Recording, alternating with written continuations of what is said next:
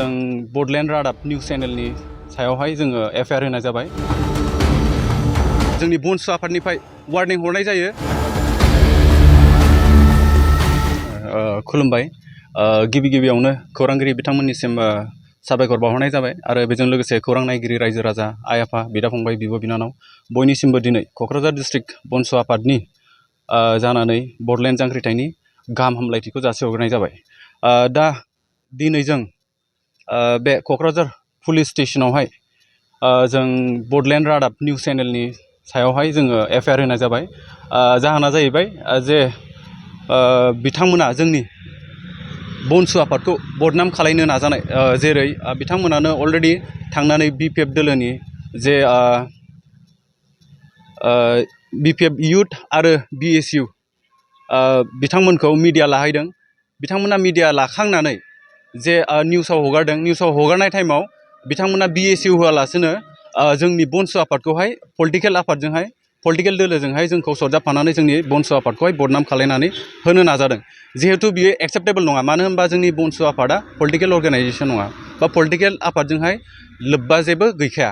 दा आङो बिथांमोननि सायावहाय दिनै FIR होनायनि गुबै जाहोनानो जाहैबाय बिथांमोना बेफोरबायदि जे जोंनि BoNSU आफादनि सायाव बदनाम खालायनो नाजालांबाय थायोबा जों अबियासलि जोङो गोख्रों साजा होनो थाखाय बिथांमोननि निउस चेनेलखौ जोङो जोंनि BoNSU आफादनिफ्राय होगोन। आरो नट अनलि बडलेण्ड रादाब, गासैबो जे निउस पर्टेल बिथांमोनखौबो आङो दिनै क'क्राझार डिस्ट्रिक्ट BoNSU आफादनि जानानै बिथांमोनखौ गासैखौबो आङो खावलायहरो।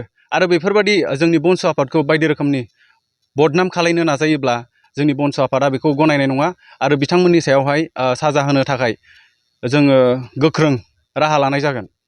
दा दिनै क'क्राझार पुलिस स्टेशनावहाय जोंनि फैनायनि गुबै जाहोनानो जाहैबाय जों बडलेण्ड रादाबखौहाय FIR होनो थाखाय जोङो क'क्राझार पुलिस स्टेशनाव जोङो नुजाथिफैदों आरो बिथांमोननि सायावहाय जोङो FIR होनाय जाबाय। मानो होनबा बिथांमोना दिनै जे BSU आरो BPF इउथ बिथांमोनखौहाय मिडिया लाहैदोंमोन। मिडिया लाहैखांनानै जेब्ला निउसावहाय हगारदोंमोन, बे हगारनाय टाइमाव बिथांमोना इउथ BPF होनानै BSU होनांगौआ जोंनि BoNSU आफादखौहाय जों BPF जे पलिटिकेल हान्जा बिथांमोनजों जोंनि BoNSU आफादखौहाय सरजाबफानानै होदों। जिहेतु जोंनि BoNSU आफादा नन पलिटिकेल अर्गेनाइजेसन, दिनै बडलेण्ड रादाबा जोंनि BoNSU आफादखौ पलिटिकेल हान्जायाव सरजाबफानानै जोंनि BoNSU आफादखौ बदनाम खालायनानै होनायनि जाहोनाव दिनै बडलेण्ड रादाबखौहाय दिनै FIR होनाय जाबाय। मानो होनबा बि एक्सेप्टेबल नङा। जोंनि BoNSU आफादा नन पलिटिकेल अर्गेनाइजेसन, जोंनि BoNSU आफादा गोथार आफाद। मानो होनबा जोंनि BoNSU आफादा जोनोम मोन्दों जोंनि बर' हारिखौ रैखा होनो आरो जोंनि बर' हारिनि देरसिन सिमां जे बडलेण्ड रायजो सोरजिनाय, बेनि थाखायसो जोंनि BoNSU आफादा जोनोम मोन्दों। आरो आं रायजो राजा नि गेजेरावबो बेखौनो फोरमायहरनो सानो जे जोंनि BoNSU आफादा नन पलिटिकेल अर्गेनाइजेसन। जोङो बेखौ प्रुफ होनोब्ला बिथांमोनाबो अलरेडि बेखौ बुजिनांगौ जे जोंनि BoNSU आफादा दिल्ली बायदियाव थांनानै जन्तर मन्तरावहाय बडलेण्ड डिमान्ड खालायहैनो हाबाय। दा बे बडलेण्ड डिमान्ड खालायनायखौहाय माबेबा मोनसे पलिटिकेल हान्जा बुङोबा पलिटिकेल हान्जाया अलरेडि गभर्नमेन्टजों कानेक्टेडखा। गभर्नमेन्टजों कानेक्टेड मोनसे अर्गेनाइजेसना गभर्नमेन्टजों फाइट खालायहैनो हाया। बेखौ जास्ट नन पलिटिकेल अर्गेनाइजेसनासो सेपारेट स्टेट डिमान्ड खालायहैनो हागोन। पलिटिकेल अर्गेनाइजेसना सेपारेट स्टेट डिमान्ड खालायहैनो हाया। बेनो मोनसे जोंनि गिदिर प्रुफ जोंनि BoNSU आफादनिफ्राय।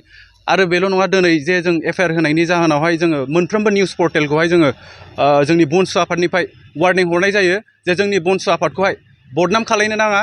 जुदि मोनफ्रोमबो निउस पर्टेला बाय मिस्टेकलि बा इन्टेन्सनेलि जोंनि BoNSU आफादखौ बदनाम खालायनो नाजायोब्ला जोंनि BoNSU आफादनिफ्राय गोख्रों एक्सन लानाय जागोन।